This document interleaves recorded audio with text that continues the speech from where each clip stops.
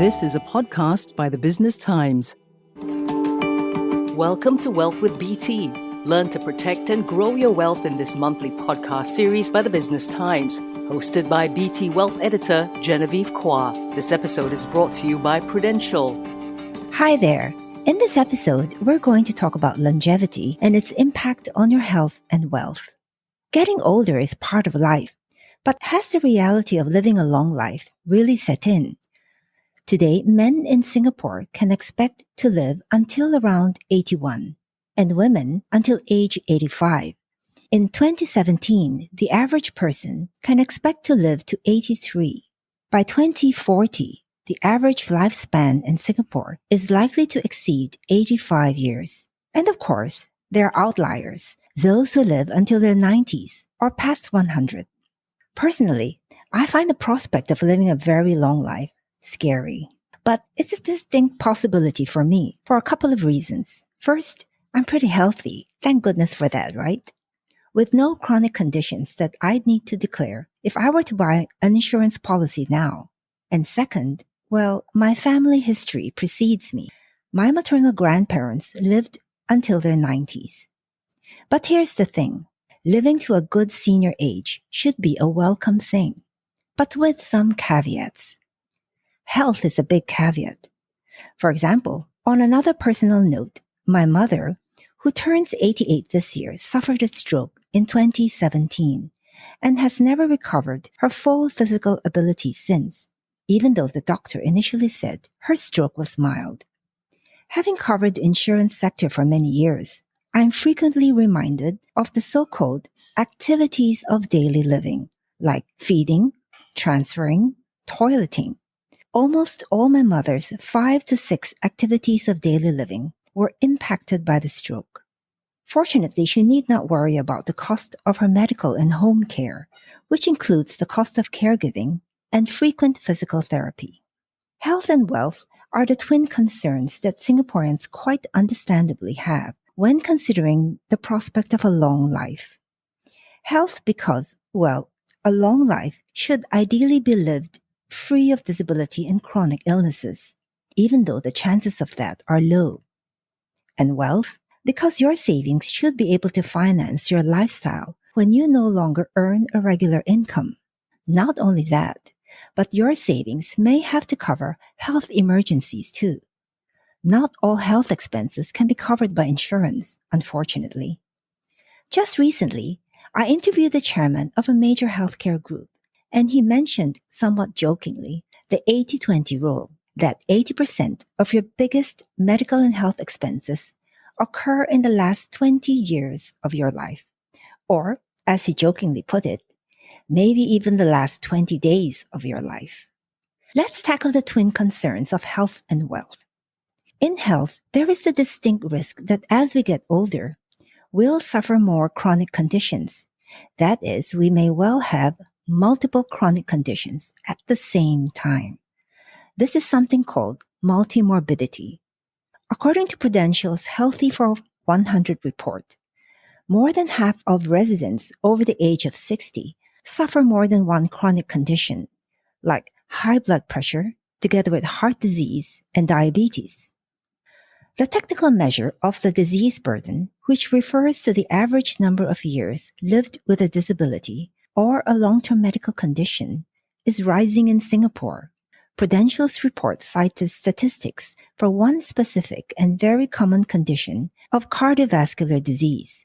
Between 1990 and 2016, almost a third more people became afflicted with cardiovascular disease. The care for people who suffer more than one chronic disease is more complex because the diseases have to be treated without unintended side effects or drug interactions. The report's researchers conducted a survey of more than 200 clinicians and healthcare providers. It found that about half of the respondents agree that from a health and wellness point of view, only half of Singaporeans are ready to live to 100. The parallel survey of Singapore residents reflected even more concern, as 55% admitted that they are not ready from a health and wellness point of view to reach 100. Separately, A Singapore survey on retirement published by the Society of Actuaries and the Secure Retirement Institute in 2018 found a few things of concern. 1. Respondents underestimate their life expectancy by as much as 20%, which suggests that the retirement funding gap is larger than people expect or plan for. Specifically, respondents expected to live another 21.7 years after they turn 60. But in reality, they could live another 28 years. 2. Respondents are also concerned about healthcare costs not covered by their social insurance. It's said that 60% of an individual's lifetime healthcare expenses occur in old age, specifically after the age of 65. There are a number of insurance plans to cover health risks, like critical illness plans, for example, and what all Singaporeans have in common is the MediShield Life under the CPF, which provides a basic level of hospital cover. This can be supplemented by private integrated shield plans. But what we have to remember is that shield plans are hospital and surgical plans. The cost of outpatient care for chronic conditions may fall outside those plans. For our senior years, there is also the Care Shield Life, which is a long-term severe disability plan that I'd encourage you to take up if you haven't subscribed yet. Health emergencies like a stroke could saddle you with severe disabilities for which the cost of care can be very high. We have with us Kimi Oh, who is Prudential's Senior Financial Services Director, to give us some insights on health and wealth planning. Welcome, Kimi, to our program, Wealth with BT.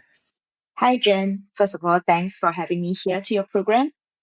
Kimi, healthcare costs in senior years can be the most burdensome. In terms of the actions people can take to mitigate the future long-term costs of healthcare, what do you see as the must-have elements for Singaporeans when they plan for their senior years? And how well do people address or fulfill these elements? Some elements that one may consider in terms of healthcare provision will be, number one, a self-sufficient health insurance coverage. One needs to ensure that he or she is covered under a health insurance that suits personal needs and budget for the whole of life. This means, other than getting the health insurance coverage, you will need to plan for the funding of the insurance premiums, especially during your retirement when you have no or less income. The second part will be the long-term care. As one ages, he or she could become severely disabled and may need long-term care. This could arise due to sudden events such as stroke or accident that injured the spinal cord, worsening chronic conditions and diseases such as diabetes, or the progression of illnesses as we age. In general, I would say majority of the Singaporeans will have done some basic financial planning for both the elements, thanks to our nation healthcare insurance schemes, where the premium is mainly covered using their CPF funds. However, they often overlook on the sustainability of the insurance coverage during their retirement due to the depletion of their CPF fund and the inflation of the healthcare costs. Kimi Oh, Prudential's Senior Financial Services Director. This episode is brought to you by Prudential. Find us on Apple, Spotify, Google Podcasts, or via the Google Voice Assistant and Amazon Alexa-enabled devices.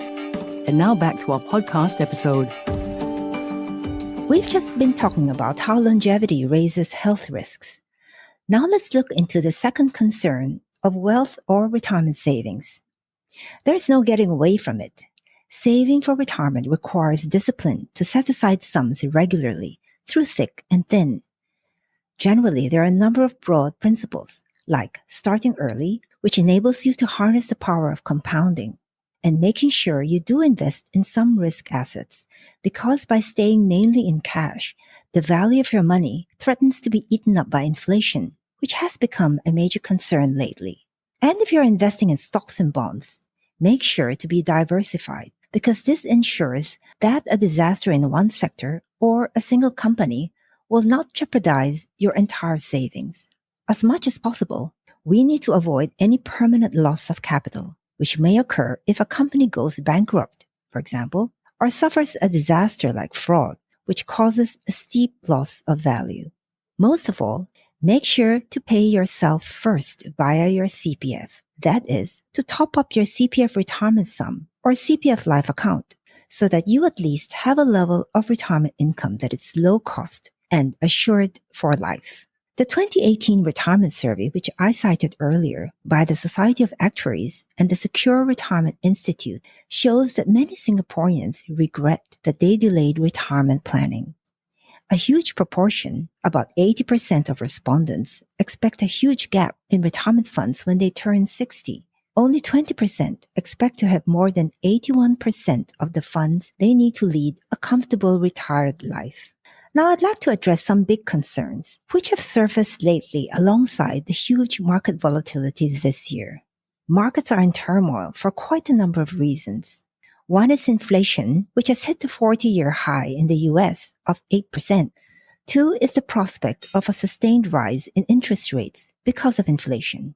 The prospect of higher interest rates is causing turmoil in both equities and bond markets. For equities, higher rates prompt a re-rating of valuations downwards, which is why you see particularly steep price drops among technology stocks. As for bonds, bond prices move in the opposite direction from interest rates and inflation. So the so-called lower risk assets like bond funds have actually lost money this year. Even some funds that are supposed to be cash alternatives. We've talked about the importance of diversification. Kimi, I'd like to get your perspective on the challenges for savers, particularly those near or in retirement, who need to be invested in lower risk assets like bonds. How do you suggest they should approach their portfolio in order to invest with confidence and still reap the rewards of growth? It is natural that clients who are risk averse will worry about losing their money on investment. However, it doesn't mean they have to avoid investment at all costs. With proper risk management, they will still be able to reap the fruit of investment.